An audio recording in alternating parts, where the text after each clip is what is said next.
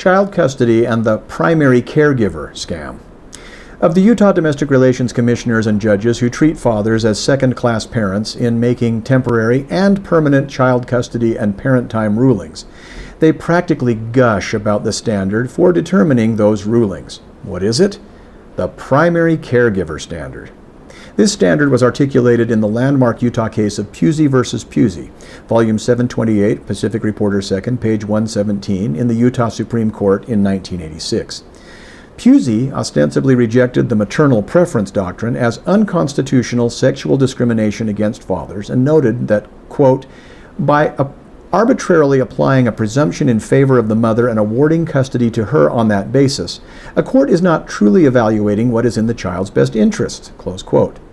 The Pusey court cited Child Custody in Divorce, an article from Volume 35 of the Juvenile and Family Court Journal in spring of 1984.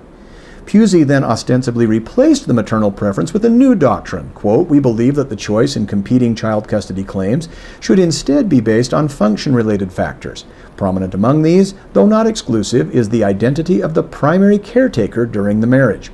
Other factors should include the identity of the parent with greater flexibility to provide personal care for the child, and the identity of the parent with whom the child has spent most of his or her time, pending custody determination, if that period has been lengthy.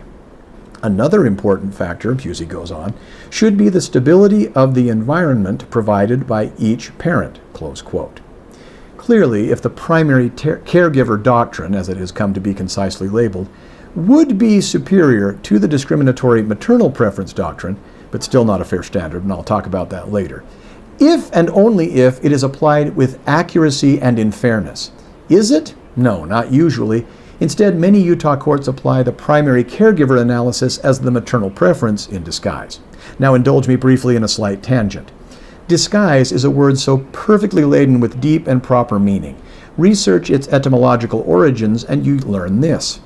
Dis, it's a word-forming element of Latin origin meaning lack of or not, as in dishonest, or opposite of, or do the opposite of, as in disallow, or apart or away, as in discard.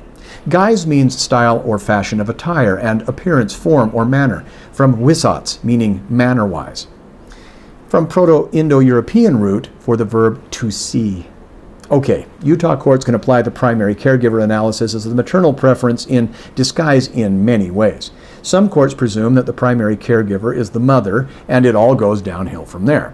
Other courts persist in applying the maternal preference by treating caregiver as synonymous only with what mothers do in the majority of families. Personal care and attention is caregiving, while providing financially for a child's needs, which is usually what enables the stay-at-home parent to provide all that personal care and attention in the first place, doesn't count. Taking the kids fishing or coaching Little League is deemed to be one of three basic things. Not substantive or core caregiving. 2, caregiving, yes, but an inferior form of it. Or 3, caregiving that can be substituted with cash payments to the mother, the real or true primary caregiver.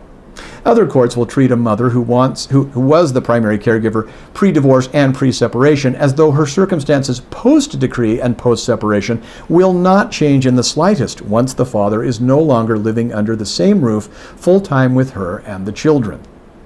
This is incredibly disingenuous when the same court that indulges in such fantasy acknowledges in the process of calculating child support that the previously unemployed mother will be working part or full-time to earn a living post-decree, but does not account for how that employment will take caregiving time and or attention away from the children.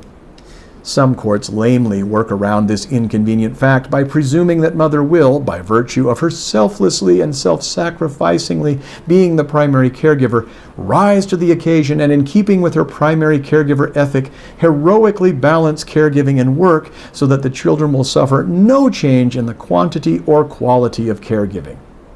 These same courts derisively reject the notion that a father could successfully balance full-time employment and child rearing. When the fact that widowers with young children exist, and have since the dawn of time, is cited to refute that disgustingly discriminatory and obviously discriminatory idea, courts just shrug it off.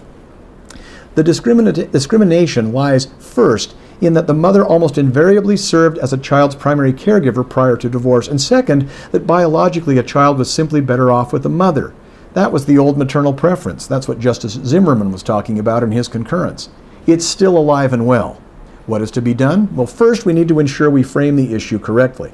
I submit that at its core, the flaw in the primary caregiver doctrine does not lie with being inherently discriminatory against fathers, but instead derives, one, from marginalizing the value and necessity of the secondary caregiver, for lack of a better term, and two, from failing to see the value in dividing the caregiving burdens, i.e. sharing those burdens as equally as possible between two available caregivers, also known as parents, for the benefit of children and parents alike.